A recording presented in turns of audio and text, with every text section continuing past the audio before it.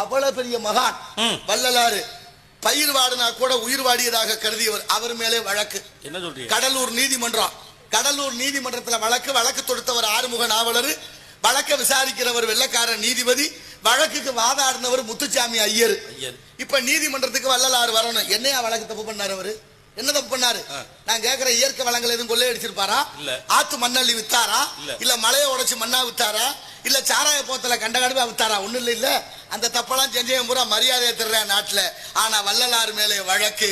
நீதிமன்ற உத்தரவு நீதிமன்றத்துக்கு வரணும்னு வள்ளலார் நீதிமன்றத்துக்குள்ள நுழைகிறார். அப்ப வள்ளலார் நீதிமன்றத்துக்குள்ள நுழைகிறாரு. வள்ளலார் நீதிமன்றத்துக்குள்ள நுழைகிற போது கூடியிருந்த உட்கார்ந்து இருந்த எல்லாரும் எந்திரிச்சு கைகூப்பி வணங்குறாங்க. நீதிபதி கும்பிடுறாரு, ஆறுமுக நாவலர் கும்பிடுறாரு, அந்த வழக்கறிஞரும் கும்பிடுறாரு. நீதிபதி கேட்கிறாரு வழக்கறிஞரை பார்த்து, நீதிபதி அந்த ஆறுமுக நாவலரை பார்த்து, நீதானே அவருக்கு வழக்கு தொடுத்த, நீதானே அவருக்கு எதிரி, நீ ஏயா கும்பிட்டான்னு.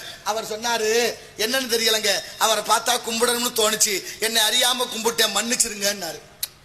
வழக்கு அன்னைக்கே தள்ளுபடியானது. இந்த கதையின் மூலமா நம்ம கத்துக்கிற விஷயம் என்ன? எதிரிக்கு கூட வள்ளலாரை பார்த்தா கும்பிடணும்னு தோணுச்சு. அதுதான் வாழ்க்கை. இன்னைக்கு வாழணும், அப்படி வாழணும். எதிரியா இருந்தாலும் நம்மளை பார்த்து கையெடுத்து கும்பிடுற அளவுக்கு வாழணும். இருந்தாலும் இறந்தாலும் பேர் சொல்ல வேண்டும், இவர் போல யார் என்று ஊர் சொல்ல வேண்டும். எதிரிக்கு கூட வள்ளலாரை பார்த்தா கும்பிட தோணுச்சா? இன்னைக்கு நம்ம கும்பிடுறோம். எல்லாரையும் கும்பிடுறோம். ஏன் கும்பிடுறோம்? கும்பிட தோணுது. காரணம், சில பேரை பார்த்தா கும்பிட தோணுது, சில பேரை பார்த்தா கும்பிடு தொலைக்கணும்னு தோணுது. படுத்துறாங்களே, பதவியில இருந்துகிட்டே படுத்துறான் ஒருத்தன், படுத்துறானா இல்லையா? ஆகையினால எல்லாத்துக்கும் யதார்த்தம் தான் இந்த வாழ்க்கையில சிறக்கும். அந்த யதார்த்தத்தோடு இந்த வாழ்க்கையினுடைய சிறந்த தத்துவத்தை பார்க்கின்ற பொழுது